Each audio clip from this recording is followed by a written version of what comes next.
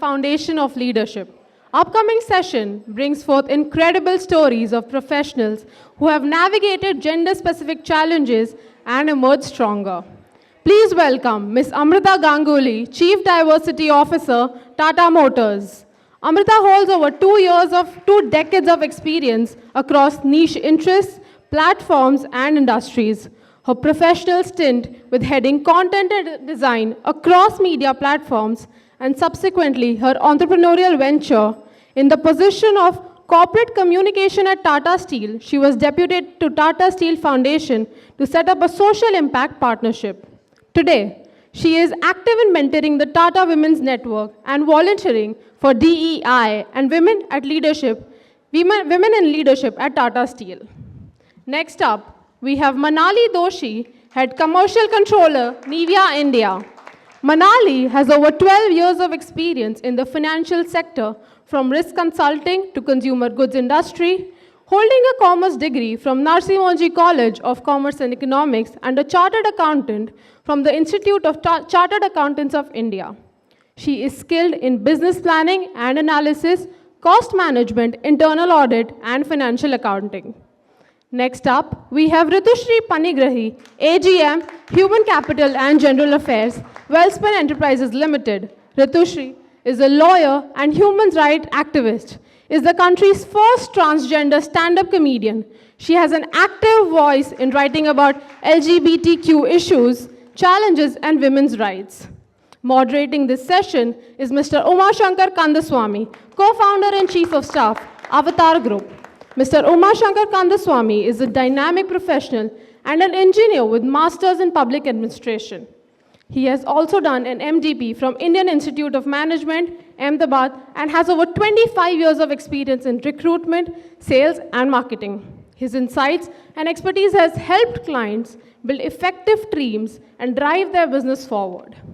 As the co-founder of Avatar Group, he plays a key role in developing and implementing innovative programs that provide workplace culture solutions. Mr. Umashankar's personal goal is to train young generation in leadership through his talks at various education institutions. Thank you, speakers and moderator. Kindly stay back on stage. I request Mr. Umashankar to present a small memento as a token of our love and appreciation. Nice. Sure. Thank you. Thank you for the cue. So I will quickly finish as soon as possible. Good afternoon, everyone. Hope you're all enjoying the conference. Oh, thank you. Thanks for the response. Thank you so very much.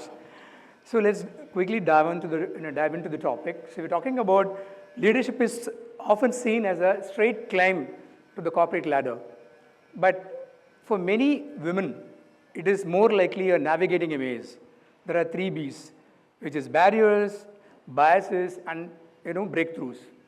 At Avatar, we spent decades researching about this journey, working with organizations and building a lot of inclusive workplaces through very many products, be it second career programs, be it Avatar Certified Diversity Auditor course, or creating a My Avatar platform. The reason is to drive the real change. Our data says something very, very loud and clear. When women lead, businesses thrive. I thought you will clap for this. Anyway. Okay, thank you. Yes, we are still there, and we've been seeing there is a vacuum in the leadership. And that is why we have gotten about 3 awesome speakers here today. They're going to be sharing their role model. In fact, I was just seeing there are 3 different women out here. Amrita is basically a media and a communication specialist in her profession in terms of education. And you have a CA, Manali, who is basically a CA, chartered accountant. And we have a lawyer, Ritu.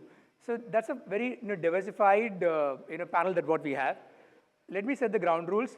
I'm going to be asking each one of our speakers to speak for about 5 to 6 minutes on their journey of your role modeling and how it has been for you. So let me go by alphabetical order. May I request Amrita to go first? So this feels like speed dating, you know. Okay, you have 2 minutes to make an impact. No, Hello. you have 5 minutes. 5 minutes. Hello. So hello, and a very, very warm and a happy afternoon to all of you. Awake and rested, both? Yes, great. So, you know, when I was told that there's a session on role modeling, I said, me? I'm a couple of centuries old, so is that still relevant for me to role model anyone? But in all submission, I think there's something I take a lot of personal pride in, that I would like to match my wisdom with the oldest in the room, and I would like to match my knowledge and skills with the youngest in the room.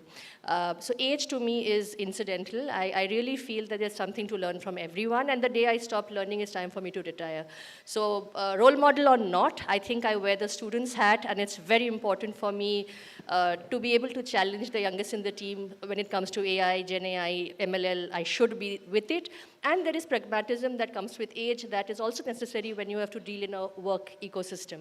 And I'm not talking about the larger social space here, because then I can speak for 4 hours on that.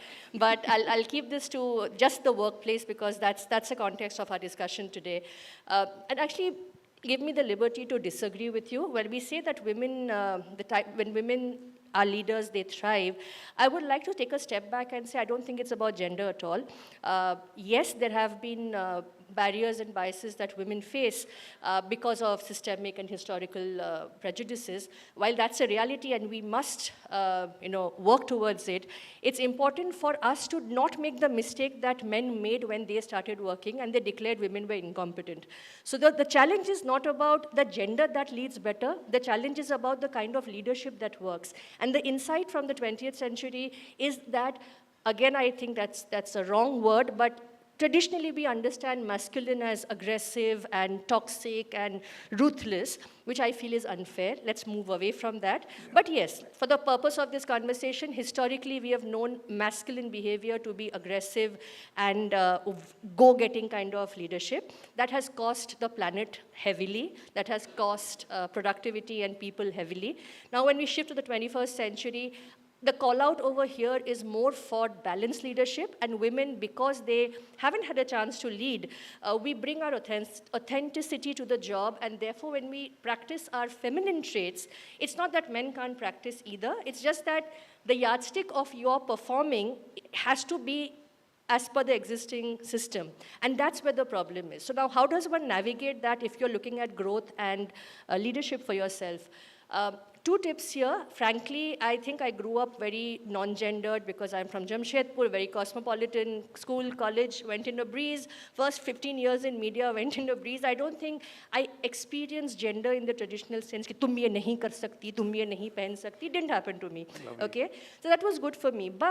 And therefore, a lot of courage to do things and fail came very early, right? So that happened. But then the moment you kind of segue, and that's the important word here, into becoming a peer with the leaders, and you start making decisions with them, suddenly you're a problem.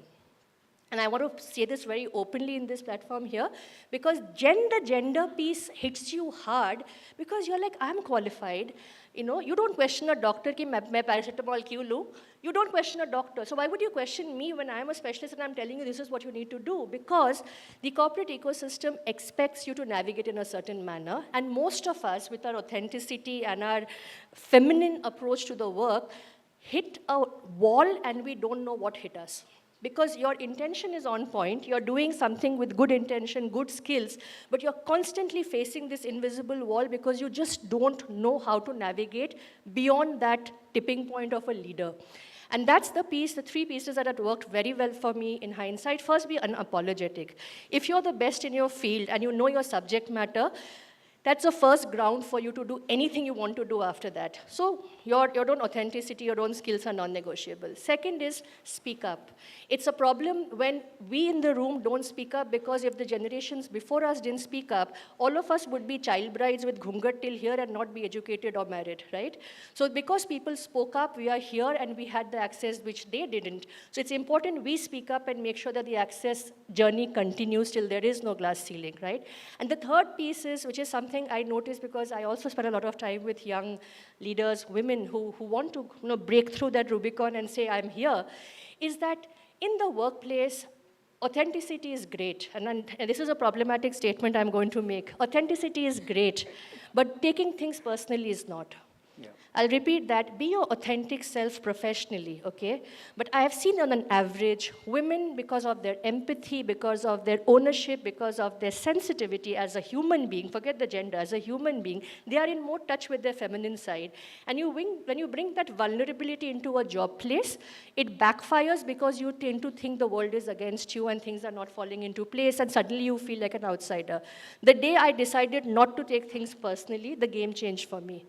Because the bosses take decisions making basis their understanding of it. It could be a female boss, a male boss, a trans boss, doesn't matter. Understand your hierarchy in the pecking order. Let your mind and your thoughts be known, but respect the alignment with the organization as long as the company benefits and you have left it documented that, boss, I had a different opinion, I've shared it, but you're the signatory, go ahead and do what you want. That is a piece that a lot of women have gone through breakdowns and meltdowns and I felt very bad for them because their pain was real. Till I told them that, okay, go back to work tomorrow thinking you're a guest visitor on a bad sitcom. Okay, let's say, no, guest actor hote ki wo aaya friends mein aur chala gaya. So that's the sitcom is running by itself. You're entering and exiting. And if you treat the work with that kind of passion that I have to do my best for what I have been hired, but it is not my circus to run, you perform better.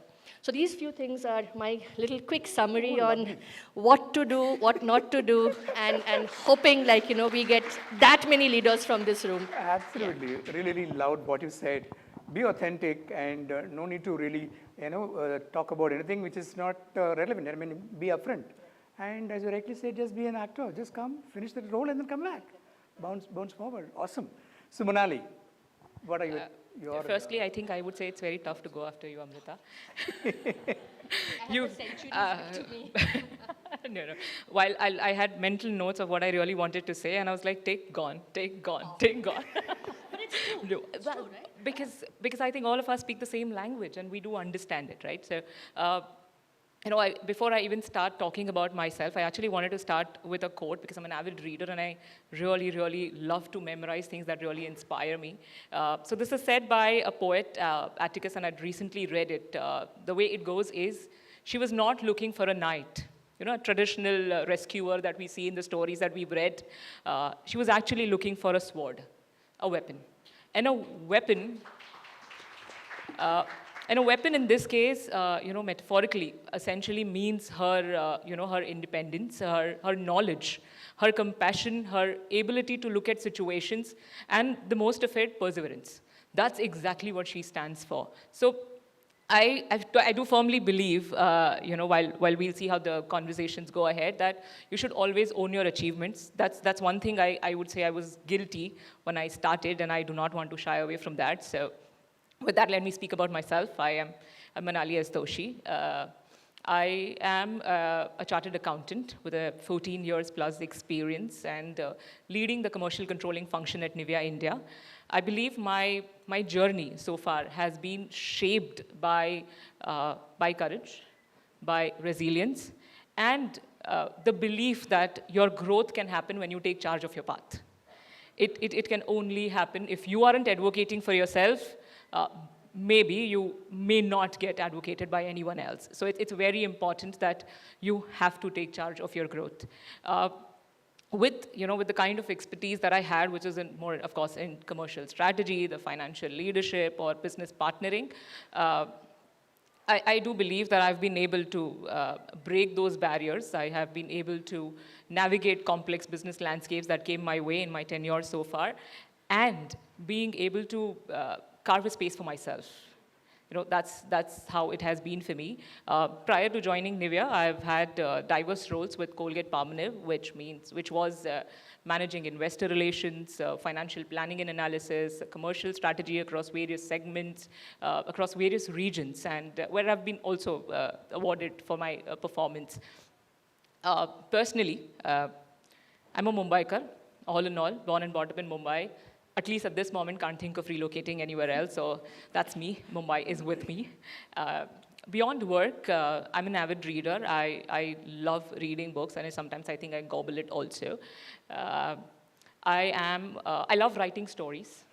which is also I'm pretty passionate about. I do not say that I would become an author someday because I do not know at this moment if I really want that. I'm sure the day I decide, we'll work something out, but not until then.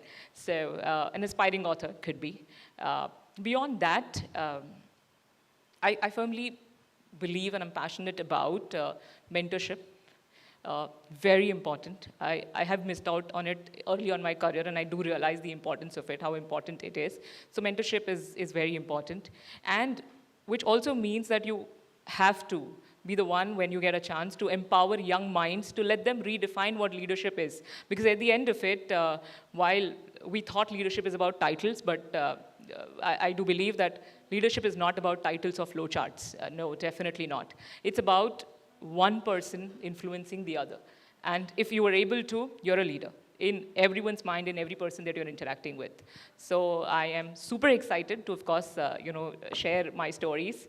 Even more excited to learn from all of you. And yeah, looking forward for this inspiring conversation. Awesome. I mean, you were resonating what Ashok was talking about. And he was talking about in a month, at least you can read a page. I'm really happy somebody was already doing it. I've gobbled like 20 books by now. Wow. I That's just awesome. love reading. Let's just say that way. Excellent, excellent, Thank you. excellent. Yeah. Yes, Ritu. Obviously, yes. Yeah.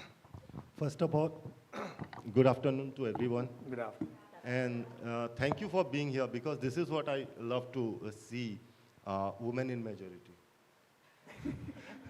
So that's what I do as AGM in SCGA Welspun. I work in culture, diversity, equity, and inclusion. I started my career as lawyer, but right now I remember that something just struck my mind, that we met in the hallway before the start of. We should have, discussed about the lineup. Because as a stand-up comedian, I know if two great performers perform before you, how much pressure you get. So I was born and brought up in a very small town of Odisha, and my journey started with confusion and going with struggle. Growing up, I had many plans, becoming a cricketer, to a Lok Sabha MP, to movie star, to businessman. Ended up being a lawyer. I practiced for like 9 years in High Court. Then I moved to corporate as a legal manager. I was struggling through all my life. I had no clue what I want to do. And then, because of my gender dysphoria, I started my therapy. And there I found that why I'm not able to concentrate on my future is because I'm going through my gender dysphoria. And one of the primary reasons for me not coming out was, data. Because in India, 97% of trans women who have come out to their family, they have been driven out of that home. Yeah. So it was a very, scary thing for me that without a stable job, without financial stability and security, I made up my mind that I would not come out. Then I came out. To my therapist. I was still, scared of coming out to my office, to my colleague, or in, corporate. Because I had never seen any trans woman working in a corporate in, doing well, making a name for herself. Then came the internet, Twitter, LinkedIn, and I found so many trans women, and I'm fortunate. I'm a good friend of them who are working as CHRO, some was working as VP marketing in a multinational company, and that gave me a strength that, okay, if they can do, I also can do. Lovely. And then I came out, and I'm fortunate enough, yes, I struggle a lot, I faced so many discrimination, and while I was giving interviews to, some companies, I felt I faced discrimination. I would not say that everything was honky-dory. And there I realized that if I am facing this resistance, there are many other people, not only from trans community, but all the diverse community, they must be feeling those discriminations. So what if I go there, I change the workplace so that I can make it better for someone else? And that drive me to study diversity inclusion. I did my study from Karnal University, and then I went into here. And now I'm doing what I love to do. I am very happy that Welspun Enterprises, we are not that much, I would say, ahead in DI when it comes to other companies. but we are doing good. I'm happy with that. I'm the first openly transgender woman employee of Wellspun Group, and I'm proud of my company for that. And you asked one question, about role model. Yeah. Now this, be it a woman, we are talking about women, all women are here. Women, be it a cis woman or a trans woman or a queer woman, the pressure is we have to do something to become a role model. I say don't do anything. You are there, that is enough. Because when I was coming out, I see someone who is in a corporate, and that inspired me. So when we started our DI journey, my chairman, he asked, in a session that everyone was saying, what is your role in our DI journey? Someone is saying, I will do this. Someone was saying, I will be an ally. And then they asked me, and I said, I'll be just there to be a representative so that someone would see me and they will feel, okay, the space is there, I can be there. When I started my stand-up comedy journey, I was not out in comedy, and I was doing as a cisgender male. Then, there is my friend, Naveen Narona. He's India's first gay stand-up comedian. So he started this journey called Queer at a Stand-up Comedy. And it was during my coming out, he said, you should come out in comedy scene also. And I said, that would be difficult. I never saw anyone, a trans woman doing stand-up comedy in India. And then he said, that's what I want to tell you. If you come out, we don't know, maybe there are many. And we started the queer-rated comedy, and at that time in 2019, we were 6 queer comic in India. Believe me, right now we are 35 queer stand-up comedian doing all our shows in India. So that's what role modeling is. You don't need to do everything. Don't take pressure. Just be there and tell the people who are watching you from the diverse community, life is not that bad. Everything will be good. You are there. Thank you. Awesome. You are an inspiration for many Ritus who are still looking up to you. If I can inspire another Ritu, I'll be. Even one Ritu, I'll be. You are. I'll just slide in a compliment to Ritu. Ritu, you spoke about stand-up comics and the pressure you feel. I would say this was Jaslene Royal, that was Coldplay.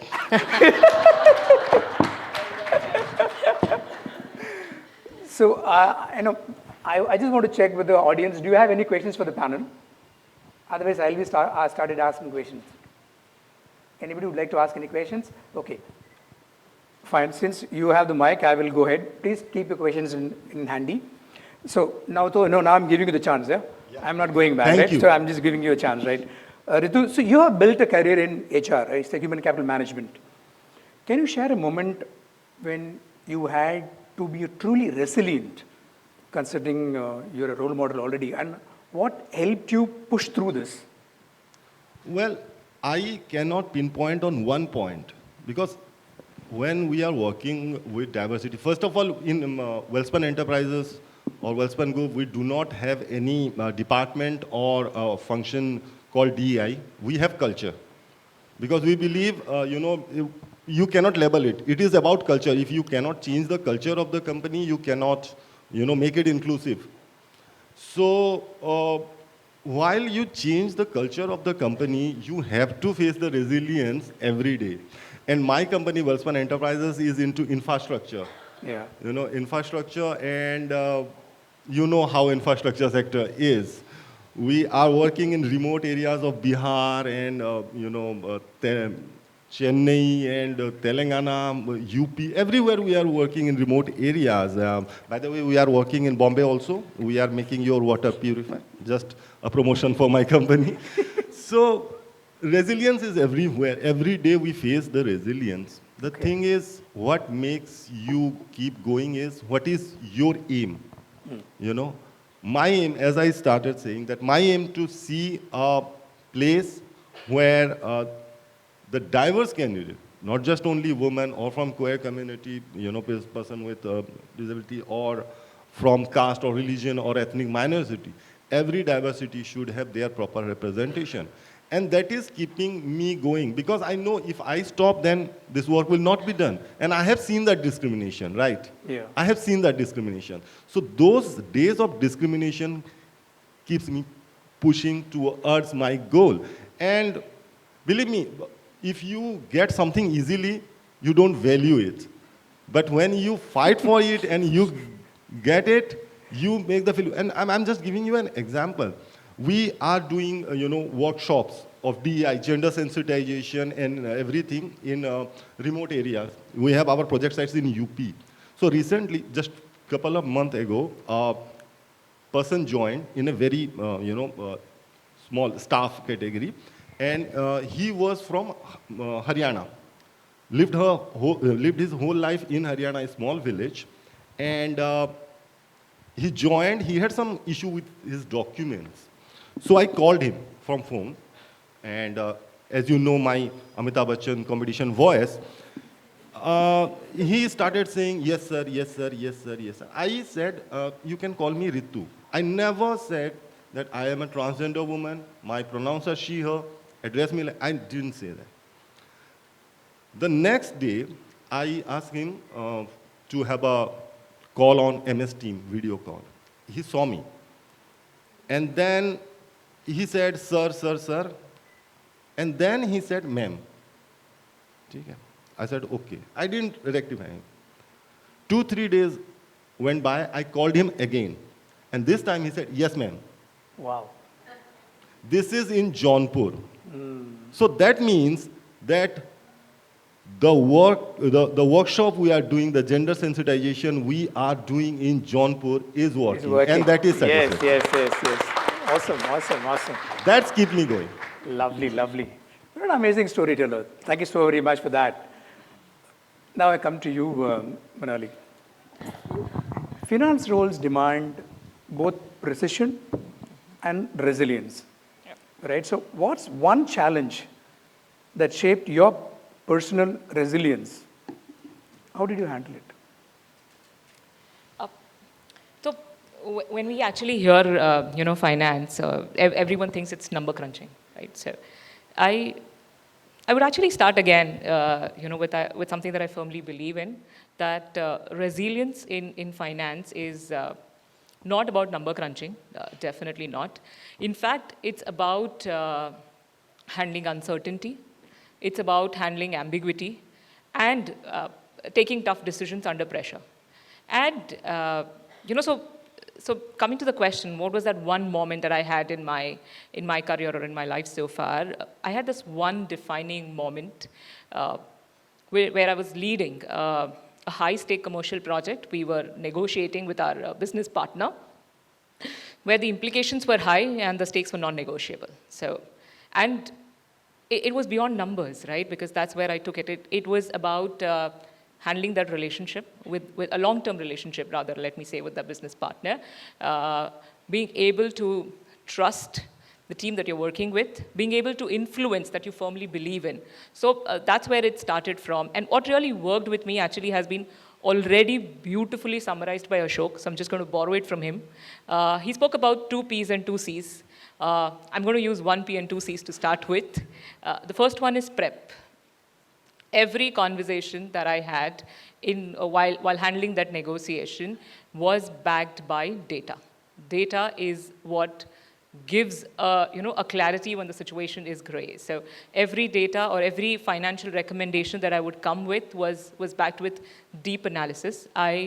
Because it was unfamiliar, and I do believe that it's easy to manage the unknown when you are over-prepared. So that's exactly what I did. I just wanted to be sure any question that comes across in that in that negotiation, in that discussion, is something that I'm prepared for. So preparation really helped. The second one is actually a C, which is communication, strategic communication. Quite often, we feel that we should restrict to the things that we handle, and it would have meant that I should probably sit with my numbers and say, this is my scenario planning, this is what it is coming to, this is what my P&L would be, a plus, minus, a pros, cons to it. But I went a step ahead. I said, no, let's not do this. It's a strategic negotiation. Let's go to the entire cross-functional team that I was working with to understand their perspective. Now, let that be a supply chain, let that be a customer marketing team, let that be a sales team, because that enabled me to have a strategic communication and bring a holistic picture, which is even more a better story. And the third piece that really helped was connect. Ashok also spoke about it, and I think all of us do firmly believe that networking is important. Connections are extremely important, but guilty as charged, I sometimes don't. Kaam ho raha hai. No, but it's not right? So when situations or when this project came is when I really realized the importance of communication. I went out and I spoke to my mentors because they would have navigated this in some form or the other. So it was easy to use their guidance. I mean, at the end of it, I do believe you may not have time to make every mistake. So let's learn from something that they've made. So I could learn from them. I reached out to the team that I was working with and allies, simple allies, whether that be men, allies that will be, that were women, but they could offer an advice when I was stuck at some place or not. So I think that really helped. And the fourth piece is, which I feel is very important, when at least I do firmly believe in it, is stay composed under pressure. It is important. There would be a lot of situations where I have felt there was too much of pushback, but keep your objective in mind, keep your emotion in check. And at the same point in time, just lead with action. You have thought through it. Probably no one else is more prepared than you in that situation. So do not lose the course. You have an action to really reflect on. Keep pushing it. So do not really get dejected or frustrated if you see something else going your way. No. Keep reframing your objective. Keep refraining, keep reiterating it that this is what I believe. So unless you prove otherwise or unless you convince me otherwise, we're going to keep doing this. It has always helped me. Magically, in a nutshell, if I were to say, just have the courage. Have the patience to keep pushing what your point is or keep working on what you really want to do. And the third one being, be action-oriented, be a solution-oriented. Because in today's world, everyone loves solutions. Problems we can find, we'll define, we'll do a lot of it, but when you say this is the problem, but this is the solution that I could think of, maybe you have a better solution, but I have done my part. I have prepared for it, this is what I think I should do. Now you tell me if you have a better idea. It has always helped me in having every conversation, whether that be with a person, whether that be a management team, or whether that be even my mentors for that matter. So that has worked for me. It has helped me stay resilient. Thank you. That's a nice capsule with what you said. Your time's up, but I'll just quickly go to Amrita. So, you are from a very demanding industry, right? The very competitive industry. And what is the one thing that you would like to communicate to the entire audience out here, and how you manage, how do you manage the entire resilience, so to say? Sleep.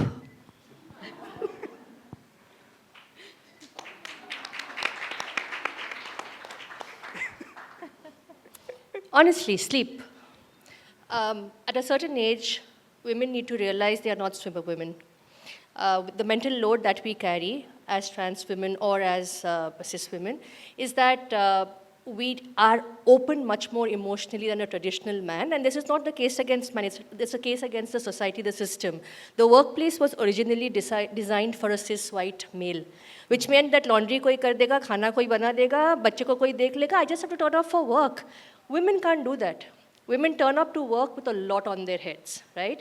And then you realize that if you don't rest, you collapse. Yeah. I'm a single parent, but I learned the hard way because I could not handle it all. My body broke down. And I talk about that failure publicly and openly, as you said, that sometimes it's important to learn from each other. And the lesson I learned was that the aggression, the preparedness, all of it is great. But if you don't prioritize yourself first, you will collapse. And maybe at my age and my career point, it's important to just actually bring it down to sleep, and that's the truth, because I had ruined my relationship with my sleep. And it took me a year to build it back, to stabilize my hormones, to bring the energy I would like to bring as a 46-year-old woman to the workplace. It took conscious recalibrating.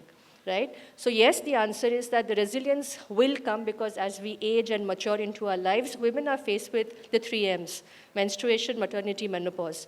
We have to deal with that. The hormonal reality is a reality, and even if you're not ticking those 3 M's, you come with certain mental challenges, right?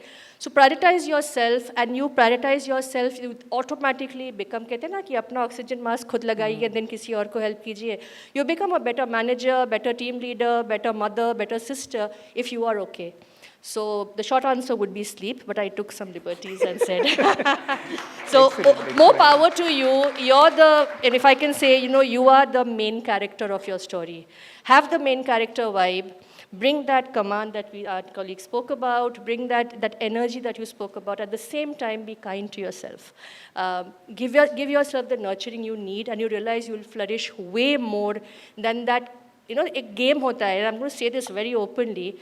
Women are sometimes hired because the managers know ki ye zyada khategi. Right? Because somehow there's enough cigarette breaks and pee breaks and tea breaks and golf breaks and whiskey breaks and beer breaks happening with one gender. And the woman is like, मैं करूँगी, and you put yourself through that performance loop because you have been told you're inadequate, you have been told you can't, you don't have role models like she mentioned, and you therefore get into this performance overdrive. And it's very important for us to not skew the reference point in that manner also. Bring your best to work, log out. Give your life the attention it demands. So that's pretty much it. Thank you. Awesome. So my takeaways are, thank you so very much for all the three. Awesome. Just quickly summarizing it, let's inspire people and get inspired as well. So for that, let's prepare ourselves. To prepare ourselves, let's make sure well-being is most important, especially for both the genders. I'm not talking about only for women, for men as well. Men or minority are good anyway. So, let's make sure, let's take care of our health and communicate, as you talked about, and everything boils down to the confidence. End of the day, if you want to be a role model, everybody is a role model. All right? So let's give it up for the entire panel. Thank you so much. And do I have one more minute for any question and answer? I was going to ask Karthik, can you leave?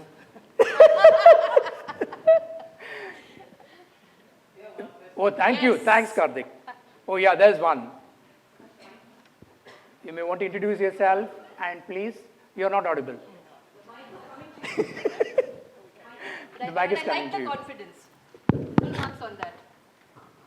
So please introduce yourself and let us know who you want to be addressed the question to. Sure. So I am Priyanshi Saxena, representing Dow Chemical here. My question is open to anybody, probably in the room as well. Wow. So it's more towards resilient leadership. I'm thinking about the new workforce joining in the corporate and us as young leaders. My question is towards how to build that resiliency when there are different, thought processes in the same team, different ways of working, different lifestyles coming in at the same table, sharing ideas, how to be the leader that caters to every individual, if that made sense.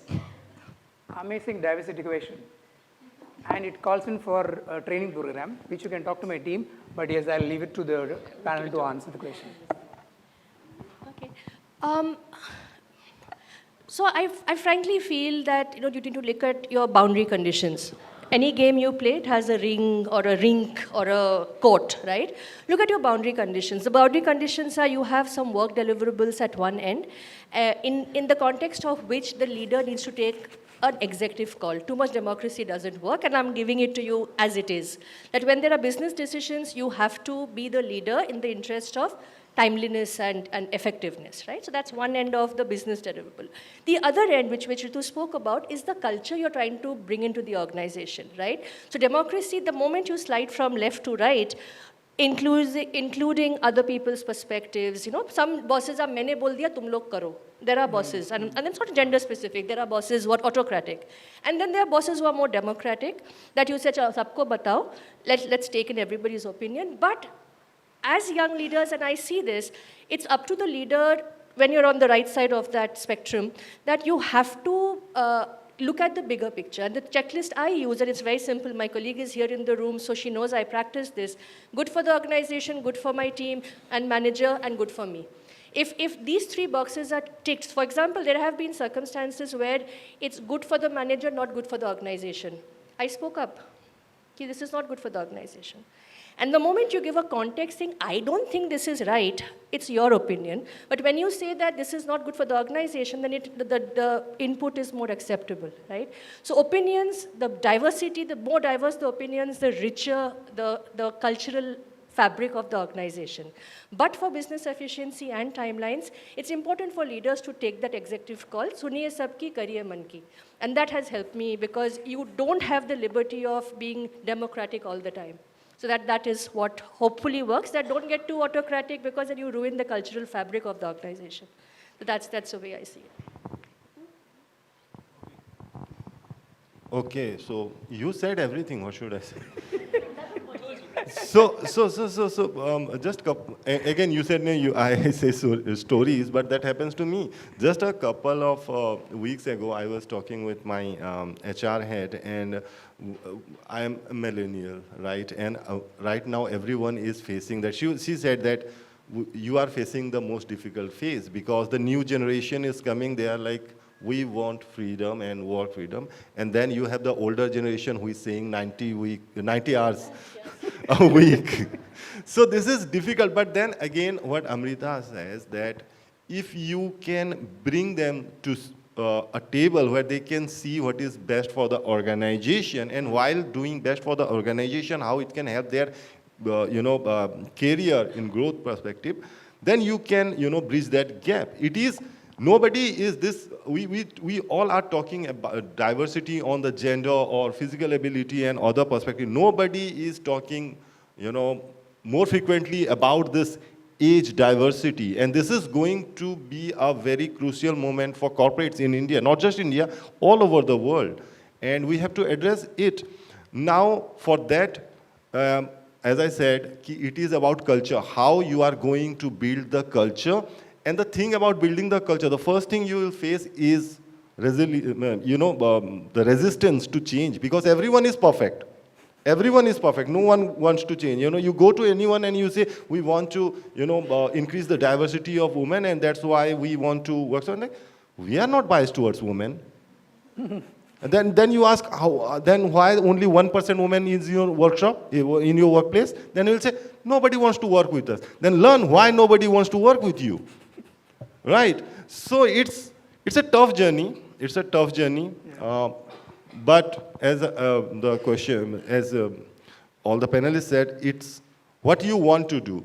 What you want to do.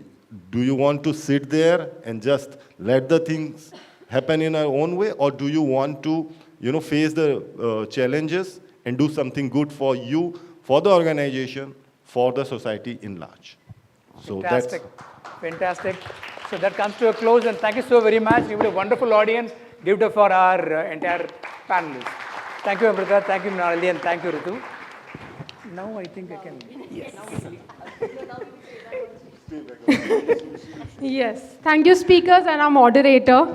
Kindly stay back on stage. I request Mr. Umashankar Kandaswamy to present a small memento as a token of our love and appreciation. Thank you so much.